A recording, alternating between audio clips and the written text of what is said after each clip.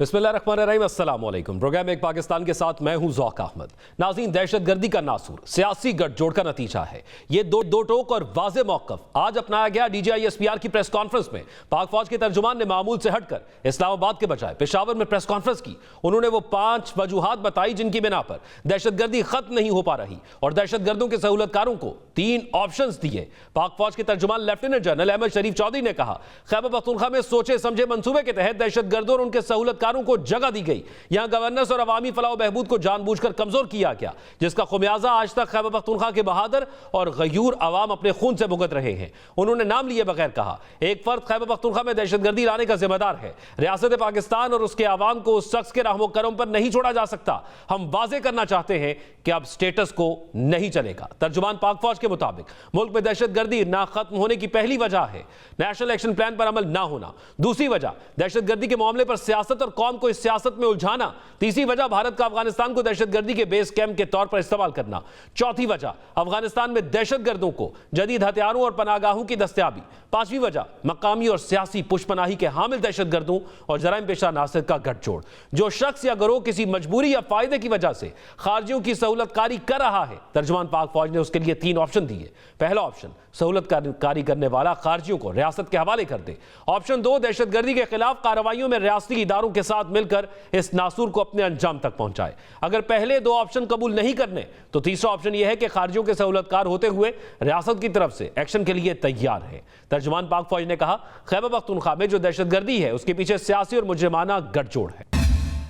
नाज़रीन, जब अफगानिस्तान में हमला करने और नूर वली महसूद के बारे में मारे जाने पर सवाल किया गया तो DGISPR का जवाब था कि पाकिस्तान में दहशतगर्दी के लिए अफगानिस्तान को मरकज के तौर पर इस्तेमाल किया जाता है। इस बात के सबूत और शवाहिद मौजूद हैं कि अफगानिस्तान से पाकिस्तान में दहशतगर्दी की जाती है। अवाम के जानो माल की हिफाजत के लिए जो जरूरी इकदाम किए जाने चाहिए वो किए जाएंगे और किए जाते रहेंगे। फौज के तर्जुमान ने बताया, 2024 से 25 के दौरान अफगानिस्तान की सरहद से दखलंदाजी करते हुए 135 खारजी मारे गए, जबकि 2 साल में खुदकुश हमले करने वाले 30 हमलावर अफगान शहरी थे।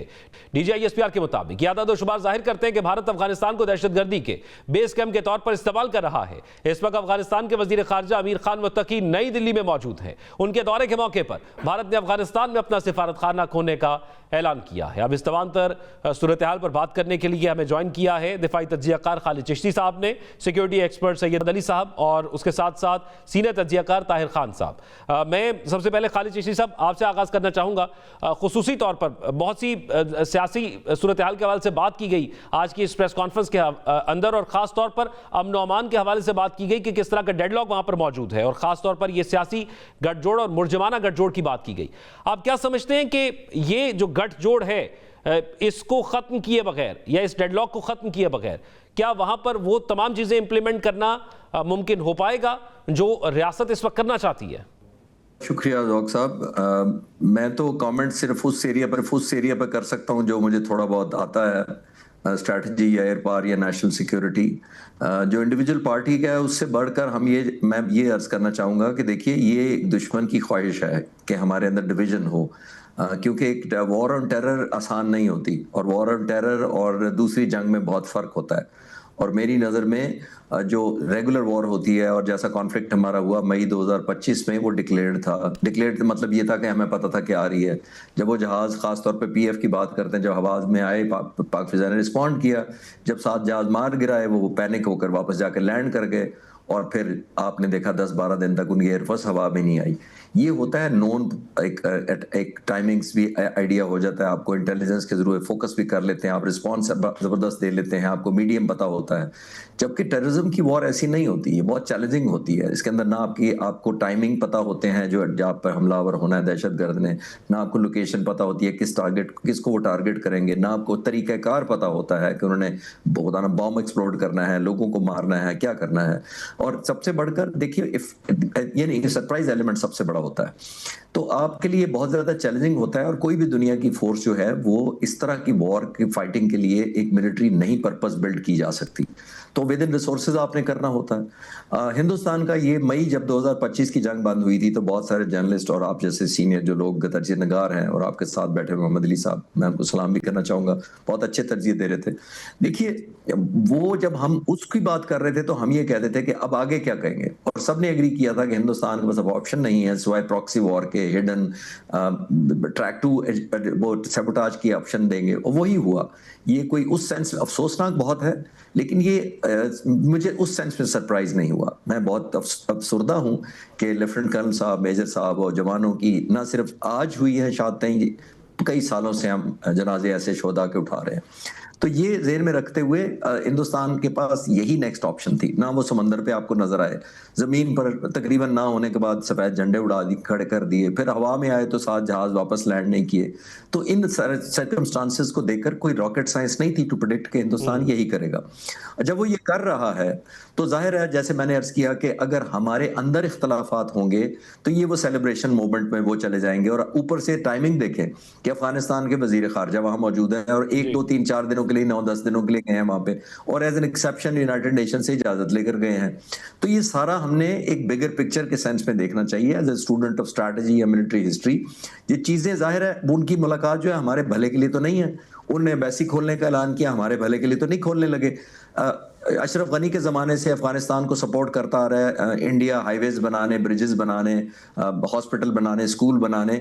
तो क्या हमारी बेहतरी के लिए कर रहा था? वो बेसिकली अपनी इंटरेस्ट के लिए कर रहा था और एक सॉफ्ट कॉर्नर डेवलप कर रहा था। तो मेरा ख्याल है हमें कंटिन्यूड एफर्ट करनी चाहिए जहां जहां यूनिटी पैदा हो सके। देखिए, दो मुल्क जंग भी लड़ते हैं तब भी टेबल पर बैठते हैं। शास्त्री और अयूब खान 1965 में ताशकंद गए थे बैठने के लिए, जंग के फौरन बाद।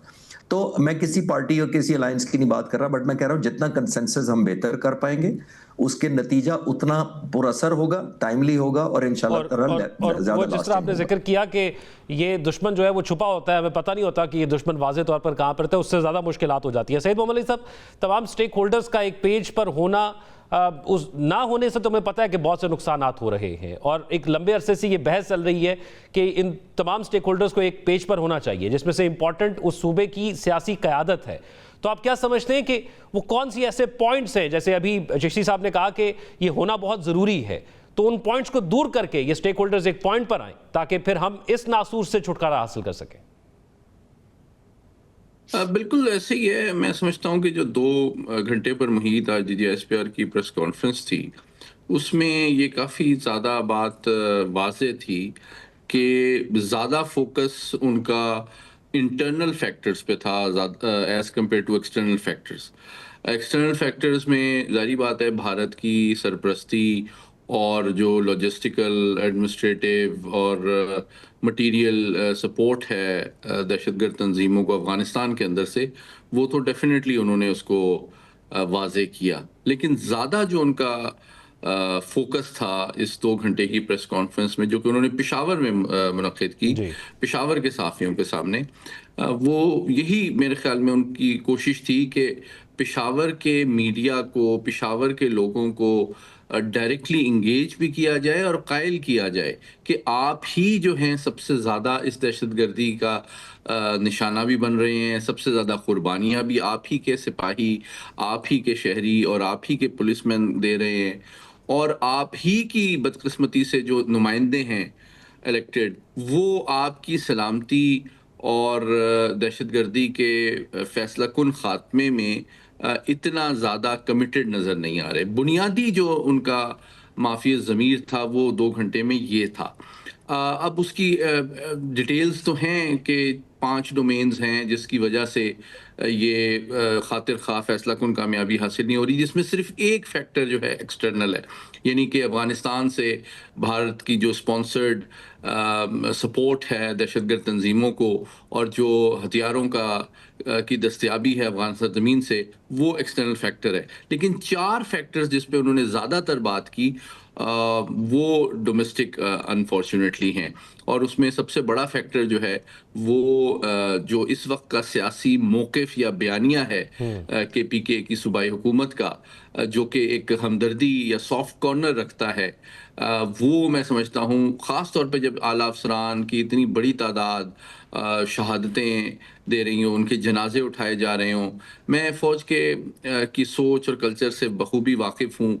ये आसान नहीं होता जनाब कि एक आर्मी चीफ भी हो या कोर कमांडर भी हो, वो जिस वक्त सामना करता है उस बेवा का या उस माँ का जिसने अभी अपना बेटा मुल्क पे कुर्बान किया है, उसको उसने जवाब देना होता है, सेटिस्फाई करना होता है कि इट वाज वर्थ इट, और कौम और मुल्क आपके साथ खड़ा है और आपकी कुर्बानियों को खराज अकीदत पेश करता है। मैं समझता हूँ, मैं आज आपको एक सिविलियन सिक्योरिटी एक्सपर्ट के तौर पे बता रहा हूँ, पाकिस्तान का कोई भी जो आर्मी चीफ होता है ना, या पाकिस्तान का कोई भी जो मिलिट्री कमांडर होता है, आप ये चिश्ती साहब से पूछ लें, उनके लिए शायद दुश्मन की आंखों में आंखें डालना कोई मुश्किल नहीं होता, लेकिन एक शहीद की माँ के आंसू पोंछना या उसके बाप से हमदर्दी करना या उसके यतीम बेटे के सर पे हाथ रखना बहुत मुश्किल होता है।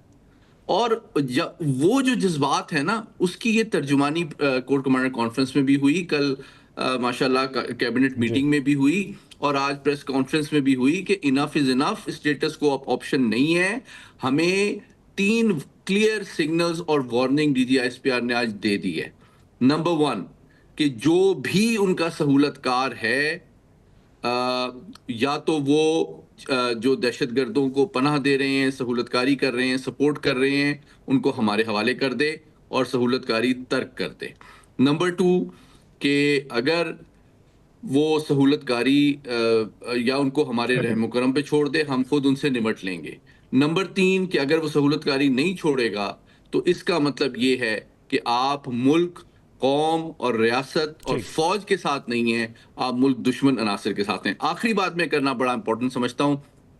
देखिए, फरवरी 2019 में भारतीय फजाइया ने जब बालाकोट पे हमला किया तो उन्होंने एक पाकिस्तानी कौवा शहीद किया। तो उस वक्त के वजीर आजम इमरान खान साहब की क़यादत में जब फैसला किया गया कि जनाब हमने बड़ा ज़बरदस्त जवाब देना है, और हमारी फजाइया ने दिया स्विफ्ट रिटॉर्ट की शक्ल में। तो आज मैं एक सवाल आपके जरिए से रेज करना चाहता हूं कि जब 25 साल में 1 लाख शहादतें हम दे चुके हैं अपने बहादुर जवानों और अफसरों और शहरियों की, तो वो शहादतें भी उसी भारत की प्रॉक्सीज के नतीजे में उनसे लड़ते हुए दी गई हैं। तो उनके साथ ये जमात और ये पार्टी और ये सूबाई हुकूमत क्यों नरम गोशा रखती है, जो कि भारत की ईमा पे आपके मुल्क के अमन को बर्बाद कर रहे हैं और शहादतें देने पे लोगों को मजबूर कर रहे हैं। आखिरी बात, अगर आप उनके साथ कोई मुज़ाकरात चाहते भी हैं TTP के साथ, तो मैं सवाल ये करता हूं कि किस चीज पे आप मुज़ाकरात करना चाहते हैं, कॉमन ग्राउंड क्या है, आप उनको इंसेंटिव क्या देना चाहते हैं? क्या आप TTP की जो ब्रांड ऑफ इस्लाम है, जो इस्लाम इस वक्त अफगानिस्तान में है, वो वर्जन ऑफ इस्लाम आप चाहते हैं जिसमें कोई लड़की और खातून को तालीम और नौकरी का हक ना हो, जिसमें सिर्फ एक मकतब फ़िक्र की हुकूमत हो, जिसमें ह्यूमन राइट्स की कोई इज्जत ना हो, जिसमें आलमी कानून की कोई हैसियत ना हो, और जिसमें हथियार उठाने और किसी भी शख्स की जान कॉमन ग्राउंड नजर नहीं आती ना हो? क्या वो आप इस्लाम चाहते हैं? और जो अजला आपने फाटा के इंतजाम किए उसको रिवर्स करना, क्या ऑफर करना चाहते हैं? उनकी डिमांड आप मानने के लिए तैयार हैं जिसके आप मुज़ाकरात करना? ये DGISPR साहब ने भी सवाल किया कि मुज़ाकरात आखिर किए किससे जाए, और फिर नाम भी लेकर कहा कि क्या हम उनसे जाकर मुज़ाकरात कर ले। तार खान साहब, नहीं, मैं अगली बात कर रहा हूं कि वो मुज़ाकरात किस बात पे किए, बिल्कुल ऐसे ही है वो ग्राउंड, आप उनको कुछ ले दे करेंगे तो मुज़ाकरात होंगे ना, आप उनको क्या देना चाहते हैं? मैं ताहिर खान साहब को भी शामिल गुफ्तगू करता हूं। ताहिर खान साहब, ये जो मुजरिमाना गठजोड़ और सियासी गठजोड़ की बात की गई है, उस वक्त वहां पर पाकिस्तान तहरीक इंसाफ की हुकूमत है उस सूबे के अंदर, और उनकी पॉलिसी हमें पता है कि वाज़े तौर पर उसके अंदर एक इख्तलाफ मौजूद है। तो क्या ये वहां का सिस्टम है, सिर्फ एक जमात के से मसला है, या वहां पर जो सिस्टम है कबायली सिस्टम या दीगर, कि वो खुद चीज़ों को डील करते हैं, कबायली तौर पर डील करते हैं, ये इस सब को उसके अंदर जो है वो जोड़ा गया है? बहुत शुक्रिया। मेरी नज़र में कुछ चीज़ें तो ज़्यादा क्लैरिटी से नहीं आती, मुबहम रह जाती है। तो इसी वजह से मेरे ख्याल में आज भी कुछ चीज़ें इसी तरह रहेंगी कि जिसमें आप भी राय तो दे सकते हैं, लेकिन ज़ाहिर बात है कि पेशावर में अगर प्रेस कॉन्फ्रेंस हो तो मेरी नज़र में ये मैसेज वहाँ ही करीबी लोगों को या जो रूलिंग पार्टी है उनकी लीडरशिप को उन्होंने कन्वे करना था, क्योंकि तहरीक इंसाफ के जो बानी हैं उनके जो रोज़ाना बयान आता है तो उसमें ये जो ड्रोन के ख़िलाफ़ और ड्रोन के FIR दर्ज करने का, अफ़गानिस्तान से बात करने का, जरगा भेजने का, तो मुज़ाकरात वाली बात करने का बार बार, क्योंकि स्टेट की पॉलिसी इस वक्त है बात ना करना। मुज़ाकरात ना करना ये जो शिद्दत पसंद ग्रुप्स है उनके साथ, और पीटीआई की अभी भी यही पॉलिसी है। तो मेरे ख्याल में यहाँ पर वो एक क्लैश है सोच में, फिक्र में। और दूसरी बात यह है कि आज प्रेस कॉन्फ्रेंस से यही नतीजा, मतलब मेरी ज़ाती राय यही है कि शायद वो तहरीक इंसाफ की जो सूबाई हुकूमत है उनकी पॉलिसियों से इसलिए मुतमईन नहीं है कि उनका रोल शायद फौज को या सिक्योरिटी इदारों को उस तरह फाल या उस तरह ज्यादा नहीं है जिस तरह की उनकी तवक्को होगी, और कैजुअलिटी ज्यादा है। आज भी अभी सरकारी तौर पे तो तस्दीक नहीं की गई, लेकिन पिशावर के सहाफ़ियों से और काफ़ी सारे सोशल मीडिया पे रिपोर्ट से कि तीरा में, खैबर में फिर हमला हुआ है और वहाँ भी जानी नुकसान हुआ है। फिर 2-3 दिन पहले जो औरंगज़ई ज़िले का था, फिर कल खान में मेजर शहीद हुआ है। तो कैजुअलिटी ज़्यादा है। तो मेरे ख्याल में सूबाई हुकूमत का तो सिक्योरिटी के हवाले से कुछ ना कुछ रोल तो बनता है। तो शायद वो एक मायूसी की यहाँ पे मेरे ख्याल में डिसअपॉइंटमेंट है, इस वजह से आज उन्होंने ये बात की और सख्त यानी एक लिहाज से मैसेज दिया। अब देखना है कि इस मैसेज के बाद खैबर पख्तूनख्वा की जो सेटअप है, पीटीआई है, वो क्या जवाब देती है। आया कोई चेंज आती है पॉलिसी में या इसी तरह जारी रहेगा।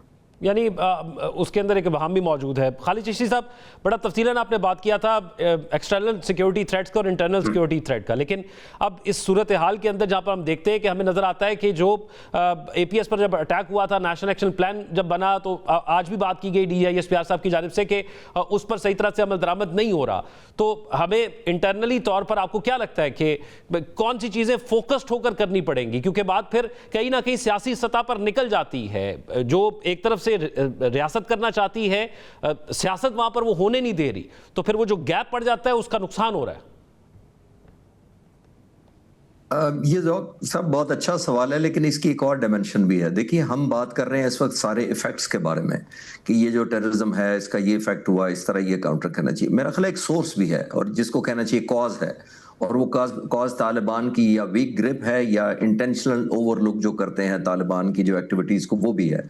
जब तक सोर्स तक नहीं हम पहुंचेंगे, हल के सेंस में कह रहा हूँ, और मिलिट्री के अलावा मैं बात कर रहा हूँ कि मिलिट्री सोल्यूशन या उनको स्ट्राइक करने के अलावा मैं बात कर रहा हूँ, जब तक उसको नहीं बात करेंगे इंटरनल, तो हम एक एलिमेंट रह जाता है।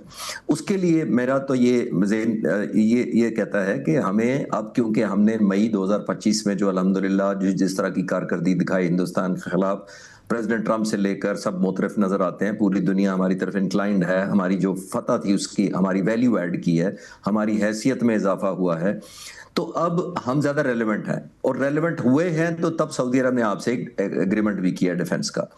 बहुत सारे मुल्क आपके साथ एंगेज करना चाहते हैं। तो मेरा ख्याल है अब क्योंकि हमारी एक वैल्यू ऐड हुई है, हम ज़्यादा रेलेवेंट हैं जो 5 महीने पहले थे उससे ज़्यादा, तो हमें चाहिए कि हम सऊदी अरब की हुकूमत को ख़ास तौर पर, क्योंकि अब टेक्निकली एक डिफेंस पैक्ट है, जो हमारी थ्रेट है वो उनकी भी थ्रेट है, तो सऊदी अरब को यहाँ इंगेज करना चाहिए क्योंकि उसके ताल्लुकात तालिबान से अच्छे रहे हैं, जो हुकूमत है उसके साथ भी अच्छे हैं। तो ये एक एलिमेंट ये है जब इसे इंगेज करें। एक और फैक्टर या एक पार्टी जिसको हम ऐड कर सकते हैं फरीक, वो है चाइना। चाइना के साथ तालिबान हुकूमत का भी और दूसरों का भी बहुत अच्छा ताल्लुक रहा है। तो हम अपनी ये 4 नेशन एक कॉन्फ्रेंस करें या एक मीटिंग करें जिसके अंदर गारंटियर्स हों, चाइना और सऊदी अरब, तो मुझे ये महसूस होता है कि एक एलिमेंट ऑफ कंफर्ट ज़्यादा बेहतर हो जाएगा जब 2 गारंटियर्स हों कि हम ये करेंगे, आप ये करेंगे। और सबसे ज़्यादा तो करना ही तालिबान की साइड की दौर की हुकूमत ने है। तब हम एक जिसको कहते हैं ना रीजनेबल डिग्री ऑफ एश्योरेंस ले पाएंगे सऊदी अरब से और चाइना से। और डिग्री क्या होनी चाहिए? वो ये होनी चाहिए कि तालिबान या हुकूमत या तो ये डिक्लेयर करे कि हमारे बस में नहीं है और हमारी कैपेसिटी नहीं है, या वो कहें कि हमारे बस में हम करेंगे। तो अगर बस में नहीं है, अगर करेंगे तो फिर तो ठीक है, लेकिन अगर वो कहें हमारे बस में नहीं है या हमारी कैपेसिटी नहीं है, तो फिर through China and through Saudi Arab हमें ये अंडरटेकिंग लेनी चाहिए कि हमें अलाउ करें, हम न्यूट्रलाइज करें। यानी आपकी एक बस नहीं चलता और आप दूसरे का भी बस नहीं चलने देते, तो इस तरह तो अनटच नहीं छोड़ सकते उनको। तो फिर पाकिस्तान के पास एक हाई डिप्लोमेटिक और मॉरल ग्राउंड आ जाएगा to neutralise them with the consensus. और फिर जाहिर है एंड वो होगा जो अल्हम्दुलिल्लाह इस कौम को पॉजिटिव खबर लेकर आएगा। तो मेरे ज़हन में इंटरनल जरूर यूनिटी डेवलप करें, जिसकी बात हो रही है। DGISPR की कॉन्फ्रेंस में भी, प्रेस कॉन्फ्रेंस में भी यही कहा गया कि हमें जरूरत है और डेफिनेटली जरूरत है, लेकिन एक्सटर्नल जिसको मैं कह रहा हूँ कि सोर्स तक भी हमें पहुंचना चाहिए, जो बेसिकली कॉज है, उसको चाहे फोर्स से बाद में करें, किस तरीके से करें, वो मेथोडोलॉजी तो बाद में हो सकती है, पहले इन लोगों का हमें इन्फ्लुएंस दोनों मुल्कों का जरूर यूज करना चाहिए। मैं मुख्तसरन मोहम्मद अली साहब आपसे एक चीज जानना चाहूंगा चाहूँगा जो है अफगान वजीर खारजा का दौरा भारत है, इस हवाले से वो एम्बेसी भी यहाँ पर खोलना चाह रहे हैं और आज DGHPR साहब ने जो आपने फैक्टर्स जिसका बताया भी उनमें से एक फैक्टर भारत की प्रॉक्सीज भी वहाँ पर है। तो क्या वो कुर्बतें पाकिस्तान के लिए मजीद नुकसान जो है वो पैदा करेंगी, या जिस तरह चिश्ती साहब ने अभी जिक्र किया कि जो पाकिस्तान का पिछले 5 माह के अंदर सियासी कद बढ़ा है सिफारती सतह पर, वो फैक्टर जो है वो उस पर हावी रहेगा और ये अगर करीब भी हो जाते हैं तो उसका इतना नुकसान नहीं होगा? दोनों बातें में वजन है, लेकिन 3 फैक्टर्स मैं आपके सामने और रखूंगा। पहली बात यह है कि देखें, इस जनूबी एशिया के खित्ते में भारत तारीखी तौर पे सबसे बड़ा एक्सपोर्टर है और स्पॉन्सर है टेररिज्म का as an instrument of policy. और दुनिया के हर हमसाया मुल्क जो है उसने एक मेन दहशतगर्द तंजीम को स्पॉन्सर अपनी पॉलिसी के तौर पे किया है। चाहे आपको याद होगा तामिल टाइगर्स हों वहाँ पे श्रीलंका में, मख्ती बाहनी हो, TTP हो, TL, उसकी जो महारत और तजुर्बा दहशतगर्दी को प्रमोट करने का, वो तो दुनिया में उसकी कोई नज़ीर नहीं मिलती। अब तो वो अपने रॉक एजेंट्स अमेरिका कनाडा में भी सियासी मुखालफिन की हलाकत के लिए भेज रहे हैं। तो दूसरी बात यह है कि हमने डेफिनेटली पॉलिटिकल, डिप्लोमेटिक और इंटरनल सिक्योरिटी के तमाम एस्पेक्ट को जामे अंदाज में एक कम्प्रिहेंसिव पॉलिसी की ज़रूरत है। मैं समझता हूँ हमें एक स्मार्ट स्ट्रेटजी चाहिए, सिर्फ hard power is not enough. Smart power का मतलब ये है कि हमें इकोनॉमिक इंसेंटिव जो हमने दिए हैं उस पर भी कायम रहना चाहिए कि जनाब हम जो अफ़गानिस्तान को CPEC को एक्सटेंड करने की बात कर रहे हैं, या पाकिस्तान, अफगानिस्तान और उज़्बेकिस्तान से ट्रेन लाइन की बात कर रहे हैं, वो इकोनॉमिक इंसेंटिव्स हैं कि वो भारत से सपोर्ट लेके उनकी आशीर्वाद के तौर पे दहशतगर्दी की सपोर्ट और स्पॉन्सरशिप ना करें, बल्कि वो एक जिम्मेदार रियासत के तौर पे जो ल्यूक्रेटिव टेंजिबल इंसेंटिव चाइना और पाकिस्तान को दे रहे हैं, कनेक्टिविटी, खुशहाली और लेजिटिमेसी की तरफ चलें और एक जिम्मेदार रियासत के तौर पे जिम्मेदार रियासतों के साथ ताउन को आगे बढ़ाएं, बजाय ये कि वो भारत से तवक्को करें कि वो उनके दहशतगर्दी की एक्टिविटीज़ की सरपरस्ती और स्पॉन्सरशिप करे और इस खित्ते में और आलमी सतह पे वो एक नासूर के तौर पे आलमी अमन के लिए खतरा बने, जिसके नतीजे में ना तो उनकी अपनी कोई लेजिटिमेसी होगी और ना ही उनके अवाम की मसाइल में कोई कमी आएगी। मैं आखिरी बात ये करना चाहता हूँ कि वो एम्बेसी तो खोल रहा है भारत वहाँ पे, लेकिन उन्होंने फॉर्मली उनकी हुकूमत को रिकॉग्नाइज दुनिया के दीगर ममालिक की तरह नहीं किया है, जिससे ये बात साबित होती है कि वो सिर्फ उनको एक्सप्लॉयट करना चाहते हैं, इस्तेमाल करना चाहते हैं पाकिस्तान के बैक स्टैबिंग के लिए।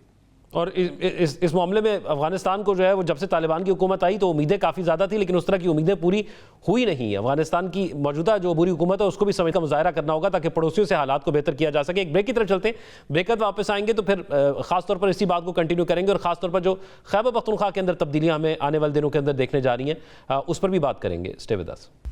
ब्रेक के बाद खुश आमदीद नाज़रीन। एक जानिब अली अमीन गंडापुर का खैबर पख्तूनख्वा की वजारत आला से इस्तीफा मौमा बन चुका है, दूसरी जानिब गंडापुर की जगह जो सुहेल आफरीदी वजीर आला नामजद किए गए हैं उनके हवाले से भी संगीन सवालात सामने आ चुके हैं और तहरीक इंसाफ के लिए ये खदशात भी पैदा हो चुके हैं कि क्या वो अपने वजीर आला से हाथ तो नहीं धो बैठेंगे। अली अमीन गंडापुर के इस्तीफे पर भी मुतज़ाद दावे सामने आ रहे हैं। अली अमीन गंडापुर के मुताबिक उन्होंने अपना इस्तीफा गवर्नर हाउस भिजवा दिया, लेकिन वो इस्तीफा रास्ते में कहीं गुम हो चुका है क्योंकि गवर्नर हाउस पूछ रहा है इस्तीफा कहां है, हमें तो कुछ मालूम नहीं। मीडिया में कायनी पेचीदगी ये भी रिपोर्ट की जा रही है कि अली अमीन गंडापुर का इस्तीफा टाइपशुदा हालत में भेजा गया है, जबकि आइन के आर्टिकल 130 में तहरीरी इस्तीफे का जिक्र मौजूद है। ये खबरें भी सामने आ रही हैं कि खैबर पख्तूनख्वा में ऑपोजिशन की जो जमातें हैं वो भी वजारत आला के लिए अपना उम्मीदवार लाना चाहती हैं, लेकिन सवाल यह है कि क्या ऑपोजिशन जमातें अपने इस इरादे में कामयाब हो सकेंगी। केपी असम्बली में नंबर्स गेम देखें तो यहां मजमूई तौर पर 124 नशिस्तें हैं। वजीर आला मुंतखब कराने के लिए 73 वोट दरकार होते हैं। असम्बली में तहरीक इंसाफ के अरकान तो 92 हैं, लेकिन इनमें से 35 अरकान आजाद हैसियत रखते हैं, यानी वो PTI की हिदायत के पाबंद नहीं। उधर ऑपोजिशन के पास 53 अरकान हैं और अगर वो सिर्फ 20 मजीद वोट हासिल कर ले तो बाजी पलट सकती है। मीडिया रिपोर्ट्स के मुताबिक सुहेल आफरीदी के खिलाफ मुतादिद तहकीकात जारी हैं, उन पर हुकूमत और रियासती इदारों के खिलाफ इश्तियाल अंगेज बयान देने के इल्जामात हैं। FIA cyber crime wing Peshawar और national cyber crime and intelligence agency इन इल्जामात की तहकीकात कर रही है, लेकिन अब तक उन पर कोई बाकायदा फर्द आयद नहीं की गई है। नाज़रीन, रोजनामा जंग के मुताबिक सुहेल आफरीदी सख्तगीर और एंटी इस्टेब्लिशमेंट बयानियां रखते हैं और असम्बली में अपनी तकारीर में विफाक और इस्टेब्लिशमेंट को इंतहाई सख्त अल्फाज में निशाना बनाते हैं। वो तहरीक इंसाफ के रूपोश रहनुमा मुराद सईद के करीबी साथी समझे जाते हैं। खैबर पख्तूनख्वा के नामजद वजीर आला सुहेल आफरीदी का ताल्लुक जिला खैबर से है। वो 2024 के आम इंतखाबात में पहली बार रुकने सूबाई असम्बली मुंतखब हुए। सुहेल आफरीदी काफी अरसे तक इंसाफ स्टूडेंट फेडरेशन KP के सदर रहे और PTI की मरकजी एग्जीक्यूटिव कमेटी के रुकन भी हैं। वो मौजूदा हुकूमत में वजीर आला के मामले खुसूसी कम्युनिकेशन एंड वर्क्स रहे। सूबाई काबीना में तब्दीली के बाद सुहेल आफरीदी को वजीर बराए हायर एजुकेशन बनाया गया और फिर बानी तरीके इंसाफ के कहने पर अली अमीन गंडापुर ने सूबे की वजारत आला से इस्तीफा दिया तो सुहेल आफरीदी को वजीर आला नामजद किया गया है, लेकिन उनके इंतखाब में अभी कई मराहिल बाकी हैं। इसी पर बात कर लेते हैं। तार खान साहब, पहले KP की सियासी सूरत हाल पर बात करने से पहले आज एक DGI SPR साहब से सवाल हुआ कि कल अफगानिस्तान के अंदर ये खबरें भारतीय मीडिया ने भी रिपोर्ट की और अफगानिस्तान के जो है मीडिया की जानिब से भी रिपोर्ट की गई नूर वली महसूद पर हमले के हवाले से, और जब आप DGI SPR साहब से सवाल हुआ तो उन्होंने इसका जवाब नहीं दिया, बल्कि ये ज़रूर कहा कि अगर पाकिस्तान को कहीं से भी कोई खतरा होगा या कोई भी पाकिस्तान के खिलाफ काम करेगा तो उसके खिलाफ भरपूर कार्रवाई की जाएगी। तो आपके सोर्स या खबरें क्या कहती हैं कि क्या कोई हमला किया गया है और नूर वली महसूद जो है वो मारा गया है? मेरा नहीं ख्याल कि वो मारा गया है। और कल यहाँ पर इस तरह के मालूमात शेयर की गई थी सहाफ़ियों के साथ, लेकिन बाद में शायद जब सूरत हाल थोड़ी सी वाज़ेह हुई होगी तो वो बयान में कोई तब्दीली सी थोड़ी सी आ गई थी, क्योंकि वो निशाना नहीं बन सके। गाड़ी जो तस्वीर सोशल मीडिया पे आ गई थी मुख्तलिफ अकाउंट से, तो ये मुमकिन होगा कि उनके पास दलाइल होंगे कि या मालूमात होंगे कि यही गाड़ी है, लेकिन उस गाड़ी में वो मुमकिन है कि उस वक्त मौजूद नहीं हुए होंगे। बहरहाल क्योंकि जब ये खबर आ गई थी तो फिर कलअदम तहरीक तालिबान TTP वालों ने भी मतलब है कि अपने अमीर का या सरबराह का उनकी एक ऑडियो क्लिप वो बहुत क्विकली उन्होंने शेयर कर दी थी, और उसमें उन्होंने खुद कहा था कि वो बल्कि जुमेरात का भी जिक्र किया था कि आज शबी जुमा है, और तारीख का भी 9 अक्टूबर का जिक्र किया था। तो उन्होंने फिर उन रिपोर्ट्स को एक लिहाज से एक्सेप्ट नहीं किया कि ये दुरुस्त है। और मेरे ख्याल में तो जब पाकिस्तान ऑफिशियली उसको कंफर्म नहीं करेगा कि ये स्ट्राइक पाकिस्तान ने की है, वो कि अफगानिस्तान ने बयान भी जारी किया है और उनका ये दावा है कि ये पाकिस्तान ने किए हैं और उनकी एक तनकीद भी उस पर की है, तो यहाँ पर भी थोड़ी सी वो एक मुबहम हालत रहेगी कि जब तक ऑफिशियली पाकिस्तान के साइड से। ठीक है, इस हवाले से जब तक पाकिस्तान की सिक्योरिटी, आप दुरुस्त फरमाने के सिक्योरिटी ज़रा जब तक सही बताते नहीं है उस वक्त तक खबरें ही हैं और इसको भारत और अफगानिस्तान का मीडिया रिपोर्ट कर रहा है। लेकिन अगर आप बात कर ली जाए खैबर पख्तूनख्वा की सियासी सूरत हाल के हवाले से, तो आपको क्या लग रहा है कि अली अमीन गंडापुर क्या बैलेंस नहीं कर पाए दोनों साइड के हवाले से?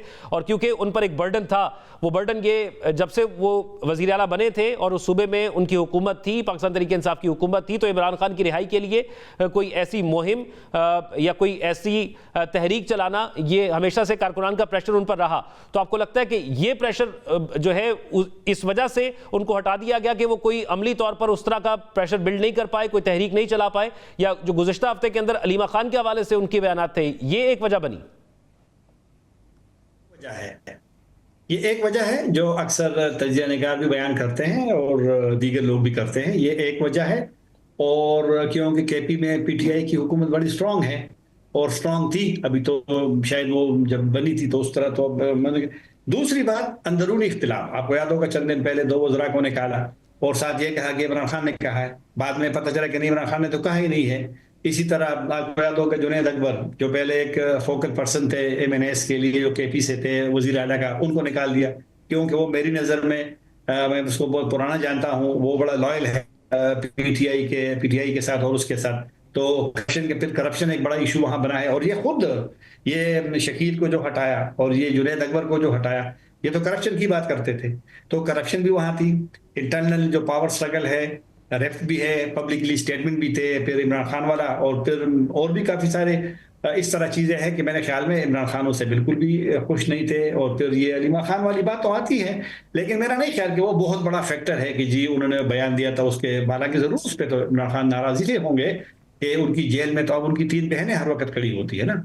और पाकिस्तान में पता क्या है कि कभी कभी मुझे हैरानी होती है कि कुछ सहाफ़ी हज़रात वो बात करते हैं या तजिया निगार की ये हो गया वो हो गया, तो मुझे यहाँ पता है पाकिस्तान में कौन सी पार्टी नहीं है, मजहबी पार्टियां भी उसमें शामिल हैं कि जो खानदानी सियासत नहीं करती, सारे खानदानी सियासत करते हैं। तो लिहाजा कुछ मसाइल वहाँ थे और मेरे ख्याल में पीटीआई इस वक्त तक खैबर पख्तूनख्वा पीटीआई का एक उसका है एक उनकी एक उसको क्या कहूँ मैं, मतलब उनका एक मरकज है सियासत का। तीन तीन मरतबा ये माजी में नहीं हुआ किसी किसी खैबर पख्तूनख्वा में 2 मरतबा भी कोई मुसलसल नहीं जीती। वो कि लूज नहीं करेंगे उसको, इसलिए मेरे ख्याल में उन्होंने गंडापुर को हटाया है। और गंडापुर से अपने लोगों की भी काफी सारी शिकायत थी। नहीं, आपने मुख्तलिफ जमातों का जिक्र किया। जमात इस्लामी एक जमात है जो ख़ानदानी सियासत नहीं करती, उसके अंदर ये कल्चर नहीं है। लेकिन अगर अब बात की जाए जो मौजूदा सूरत हाल है, जिस तरह जो नामजद किए गए वज़ीर आला, उनके हवाले से शकूक व शबात, इल्ज़ामात, और फिर वफाकी वज़रा ने उनके खिलाफ प्रेस कॉन्फ्रेंस की, तो आपको लगता है कि क्या जो इस वक्त वहाँ पर अपोजिशन मौजूद है KPK के अंदर, वो अपना वज़ीर आला लाने में कामयाब हो सकती है? क्योंकि जो नंबर गेम है बड़ी दिलचस्प है, तकरीबन 35 के करीब आज़ाद अरकान हैं, तो क्या किसी भी तरह अपोजिशन अपना वज़ीर आला मुंतखब कराने में कामयाब हो सकती है? इस वक्त तो बज़ाहिर नहीं दिखाई देता, लेकिन जिस तरह वज़ीर इत्तलाआत ने कहा कल कल कि जनाब उनके बकौल ये दहशतगर्दों का जो नामजद वज़ीर आला है उसके बारे में कहा, मुराद सईद का जिक्र किया कि ये उनके साथ है और सहूलतकार उनके बकौल तो वो है। तो थोड़ा सा अब वो जो अगर स्मूथ होने का पहले एक था कि भाई ये सिलसिला हो जाएगा, अब इन बयानात से फिर आज SPR DG SPR की प्रेस कॉन्फ्रेंस में वो भी थोड़ा सा इन्हें डायरेक्टली तो नहीं कहा, लेकिन कुछ ना कुछ तो एक मैसेज चला जाता है। तो कुछ थोड़े से मसाइल मुश्किलात का इम्कान है। मेजॉरिटी तो उसके पास है, और मेरे ख्याल में मेजॉरिटी जिसके पास है ये उनका राइट है, वो कोई भी पार्टी हो, तहरीक इंसाफ हो, PMLN हो, JUI हो। लेकिन ये भी फिर पार्टियों का हक है कि अगर सारे इकट्ठे होते हैं और कोई टेक्निकली एक बात आपने भी थोड़ा सा इशारा किया कि वो आज़ाद है, तो आज़ाद पे तो फिर वो कानून लागू नहीं होता, ये फ्लोर क्रॉसिंग वाला। तो एक मुश्किल रहेगा PTI के लिए, लेकिन इस स्टेज पे क्योंकि उनके पास अक्सरियत है और क्लियर अक्सरियत है, और वो अगर कुछ ये मुश्किलात पैदा ना हुए कि लोग, अगर आपको पाकिस्तानी सियासत को पता है, यहाँ तो लोग अगवा भी हो जाते हैं, यहाँ पर लोगों को मना भी किया जाता है। तो लिहाजा ये चीज़ें मेरे ख्याल में नहीं दोहरानी चाहिए। जिसकी पास अक्सरियत हो, अगर अपोजिशन अपनी अक्सरियत सबूत वो साबित करते हैं तो उनका राइट है। अगर PTI की मौजूदा मेजॉरिटी रहती है तो उनका राइट है। लेकिन मेरे ख्याल में जिसका हक है उस हक को अगर आप कुछ मजीद आपके पास अगर दलील हो या इल्जामात हो, उसकी बुनियाद पे आप या ताकत के बलबूते पे ये वाली गलती नहीं दोहरानी चाहिए। माजी की गलतियां इस वक्त भी पाकिस्तान की तारीख का हिस्सा है। लोग उसका जिक्र भी करते हैं कि माजी में KP में किया हुआ, बलूचिस्तान में किया हुआ। तो लिहाजा इन चीज़ों से मेरे ख्याल में माजी की तारीख तल्ख हो या स्याह धब्बा जो पाकिस्तान के कभी कभी सियासी तारीख में मौजूद है, उनमें एक धब्बे का इजाफा नहीं होना चाहिए। लेकिन इस हवाले से आखिर में आपसे ये जानना चाहूंगा, क्योंकि सुहेल अफरीदी साहब वो क्या कर लेंगे जो अली अमीन गंडापुर साहब नहीं कर पाए, और क्या जो ये तमाम इंतखाबात के बाद उम्मीदें खैबर पख्तूनख्वा की हुकूमत से रही, क्योंकि अगर वहाँ पर इंतज़ामी तौर पर देखा जाए तो इंतज़ामी तौर पर तो जो इकदामात वहाँ पर इंटरिम गवर्नमेंट ने किए, जैसे वहाँ पर हेल्थ कार्ड ख़त्म कर दिया, तो अली अमीन गंडापुर ने वहाँ पर आकर हेल्थ कार्ड का इजरा कर दिया। फिर बार बार कहा गया कि खैबर पख्तूनख्वा का सूबा इस तमाम मौशी सूरत हाल के बावजूद सरप्लस के अंदर जा रहा है। तो खैबर पख्तूनख्वा की हद तक तो शायद उनके काम थे, लेकिन जो उम्मीदें इमरान खान को थी या दीगर पार्टी को थी, अगर वो अली अमीन गंडापुर पूरा नहीं कर पाए तो फिर सुहेल अफरीदी क्या डिफरेंस कर पाएंगे आपको लगता है? कुछ का हमने जिक्र किया है ना। अब पता क्या है, पाकिस्तानी इमरान खान आप देखें ना, उसने जो एक वजीर आला बनाया और इस हटक वो चला गया, महमूद खान को बनाया वो चला गया, फिर पंजाब में जनाब बुज़दार साहब जी वो चले गए। इमरान खान अब क्या करेगा, कहाँ से लाएगा ऐसा बंदा कि जो 100% उन्हीं की बात मानेगा, उन्हीं की बात पे चलेगा? ये तो बड़ा मुश्किल होता है ना सियासत में चीजें। तो बहरहाल उनके ख्याल में जो सुहेल अफरीदी है वो यूथ था, नौजवान था, फिर मिडिल क्लास का बंदा है, खान और नवाब नहीं है जो रिवायती जिसके नखरे ज्यादा होते हैं। तो अब एक जब आपके पास लोग, फिर आपस में लोगों को मुत्तहिद करना भी एक बात होती है ना। ये भी तो KP में एक सोच तो है ना कि भाई वो ऐसा है और उसकी तो फैमिली बैकग्राउंड नहीं है, उनके पास तो पैसा नहीं है, वो तो किसी को खाना नहीं खिला सकता। तो फिर इमरान खान के पास तो भी ऑप्शन बहुत कम है ना, क्योंकि जो पावर स्ट्रगल जिसका मैंने शुरू में बात की है वो तो रहेगी ना। वो तो लिहाजा ऐसा बंदा वो सामने लाओ कि जिस पे फिर लोग मुत्तफिक हों। तो अभी तो लोगों ने एक्सेप्ट किया है उसको, लेकिन फिर भी बाद में पता चलेगा कि जब इंतखाब होगा, इंतखाब से पहले हालात हम सामने आएंगे तो फिर पता चलेगा क्या सूरत हाल। मेरे ख्याल में इमरान खान ने के ज़हन में यही होगा कि ये उनको लॉयल है, स्टूडेंट लाइफ से वहाँ पे है, फिर उसकी वो इंटरेक्शन, आजकल तो फिर वीडियो आ जाती है ना, वहाँ पर इंटरेक्शन हुई है, फिर कल उसने बयान में जिक्र भी किया है सुहेल अफरीदी का, तो उनको इत्मीनान होगा कि जो वो चाहता है तो शायद वो ज़्यादा बेहतर तरीके से कर सकेगा। ठीक है, बहुत शुक्रिया। हमारे साथ ताहिर खान साहब मौजूद थे। खैबर पख्तूनख्वा की जो वज़ीर आला की तब्दीली हो रही है उसके हवाले से तफसीली गुफ्तगू कर रहे थे। एक ब्रेक की तरफ चलते हैं, ब्रेक के बाद वापस आएंगे तो एक और अहम मामले के हवाले से बात करेंगे। Stay with us. 67,000 से ज़ायद लाशें उठाने के बाद होने वाले इसराइल हमास मुआहदे से फ़लस्तीनी झूम उठे हैं।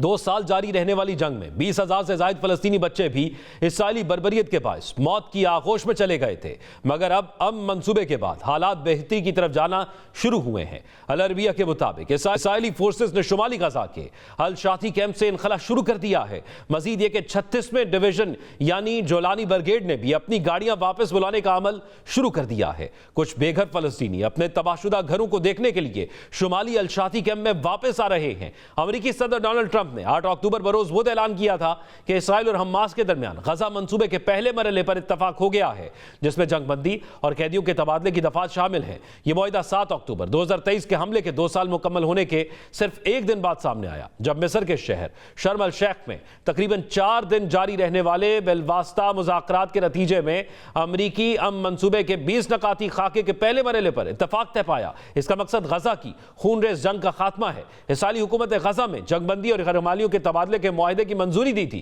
गजा मंसूबे की मंजूरी से मुतल्लिक इसराइली हुकूमत की काबीना के इजलास में इसराइली वजीर आजम और वुज़रा के अलावा अमरीकी नुमाइंदा खुसूसी बराए मशरिक़ वुस्ता स्टीव विटकॉफ और अमरीकी सदर डोनाल्ड ट्रंप के दामाद जैड केशनर ने भी शिरकत की थी। इसराइली वजीर आजम के दफ्तर से जारी बयान के मुताबिक हुकूमत ने तमाम यरगमालियों की रिहाई के मुआहदे की मंजूरी दे दी है। मुआहदे के तहत तकरीबन 2000 फलस्तीनी कैदियों की रिहाई और इसराइली फौज के जुज़वी इनखला के बदले यरगमालियों को रिहा किया जाएगा। रिपोर्ट्स के मुताबिक इसराइली फौज अब गजा की पट्टी के अंदर नई पोजीशन पर मुंतकिल होगी, तहम इलाके के तकरीबन 53% हिस्से पर कंट्रोल बरकरार रखेगी, जिसके बाद 72 घंटों का वक्त दिया जाएगा। इस दौरान हमास तमाम यरगमालियों को रिहा करेगी। इसी दौरान इसराइली हुकूमत की तर्जुमान शोश बदरसियान ने भी जुमेरात को कहा था कि यह मुआहदा हुकूमत की मंजूरी के 24 घंटे बाद ही नाफिजुल अमल होगा। उन्होंने वाज़ेह किया कि मुआहदे के तहत हमास पर लाजिम होगा कि तमाम यरगमालियों को ख्वाह जिंदा हो या मुर्दा जंगबंदी के नफाज के 72 घंटों के अंदर रिहा करे, यानी पीर के रोज तक। बदरसियान के मुताबिक जंगबंदी के नाफिज होने के 24 घंटे बाद इसराइली अफवाज इन इलाकों से पीछे हट जाएंगी जहां वो इस वक्त मौजूद हैं, तहम वो गजा की पट्टी के 53% हिस्से पर अपना कंट्रोल बरकरार रखेंगी। अरब टीवी से गुफ्तगू करते हुए हमास के रहनुमा उसामा हमदान ने बताया कि तवील सजाएं काटने वाले 250 कैदियों के अलावा उन 1700 अफराद को भी रिहा किया जाएगा जो गजा की जंग के दौरान गिरफ्तार किए गए थे। उसामा हमदान का कहना था कि हमने उन तमाम कमांडरों के नाम जमा करा दिए हैं जिनकी रिहाई हम चाहते हैं। उन्होंने मजीद कहा कि इसराइली अफवाज को तमाम गुंजानाबाद इलाकों खुसूसन गजा सिटी, खान यूनस, रिफा और शुमाली गजा से इनखला करना चाहिए ताकि शहरियों की जिंदगी मामूल पर आ सके। 1.5 अरब से जायद मुसलमानों के 57 ममालिक में लाखों की तादाद में फौज की मौजूदगी के बावजूद सिसकते, बिलखते, मार खाते, भूख से बचकर इसराइली फौज के हाथों मरने वाले फलस्तीनियों को भीख में मिला हुआ अमन मुबारक। रही बात इंसाफ की तो है जुर्म, ज़ईफ़ी की सजा, मफाजात। एक ब्रेक के बाद एक और मामले के बारे से बात करेंगे। Stay with us. ब्रेक के बाद खुशामदीद नाज़रीन, ट्रंप की ख्वाहिश धरी की धरी रह गई और अमन का नोबल इनाम 2025 वेनेज़ुएला की मारिया कोरेना ने अपने नाम कर लिया। नॉर्वे में मुनक़िदा तकरीब में 2025 का नोबल अमन इनाम वेनेज़ुएला की मारूफ सियासतदान मारिया कोरेना को दिया गया, जिसके बाद साबिक अमरीकी सदर डोनाल्ड ट्रंप की बरसों पुरानी ख्वाहिश एक बार फिर पूरी ना हो सकी। पाकिस्तान समेत दुनिया के मुख्तलिफ ममालिक से दर्जनों शख्सियात नामजदगी की दौड़ में शामिल थी, मगर ट्रंप नोबल इनाम हासिल करने की शदीद ख्वाहिश के बावजूद इस बार भी नाकाम रहे। दिलचस्प बात यह है कि मारिया कोरेना को नोबल इनाम मिलने से चंद रोज कबल ही ट्रंप ने उनकी तारीफ करते हुए उन्हें एक दूर अंदेश रहनुमा करार दिया था। मारिया कोरेना को यह इनाम वेनेज़ुएला में आमरीत से जमहूरियत की मुनसिफाना और पुरअमन मुंतकली की जिद्दोजहद के एतराफ में दिया गया। रवा साल नोबेल अमन इनाम के लिए 300 से ज्यादा उम्मीदवार नामजद किए गए थे। नॉर्वे के नोबेल इंस्टीट्यूट के मुताबिक कुल 338 नामजदगियों में 244 अफराद और 94 तंजीमें शामिल थी। मारिया कोरेना एक तजर्बाकार वेनेज़ुएलियन सियासतदान, इंजीनियर और और जमहूरियत के लंबरदार हैं।